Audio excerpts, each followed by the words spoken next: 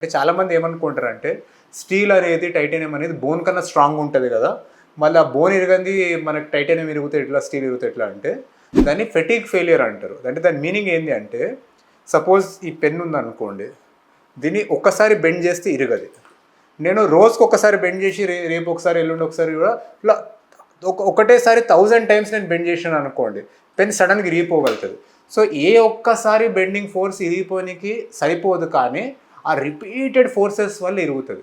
So మీరు అడగొచ్చు ఏంటి అంటే, బోన్ మీద కూడా అట్లాంటి రిపీట్ ఫోర్సెసే పడతాయి కదా, మనం బ్రతుకున్నంత కాలం అంతా బోన్ మీద నడుస్తుంటాం కదా అంటే bone is an alive tissue అండి.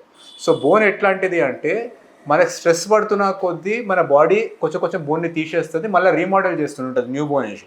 సో బోన్ అనేది అలైవ్ స్ట్రక్చర్ కాబట్టి మనకి కొత్త బోన్ వస్తూనే ఉంటుంది, పాత బోన్ పోతూనే ఉంటుంది. సో అందుకు ఈ ఫెటిగ్ ఫెయిలియర్ కాదు. అండ్ ఏ డైరెక్షన్స్లో స్ట్రెస్ ఉంటుందో అదే డైరెక్షన్స్లో మనకు బోన్ డిపాజిషన్ ఎక్కువ ఉంటుంది. అది వుల్ఫ్స్ లా అంటారు దాన్ని. సో బోన్ అడాప్ట్ అవుతుంది స్ట్రెస్సెస్కి. అదే మెటల్ అనేది నాన్ లివింగ్ ఆబ్జెక్ట్స్ అనేవి అడాప్ట్ అవ్వాయి.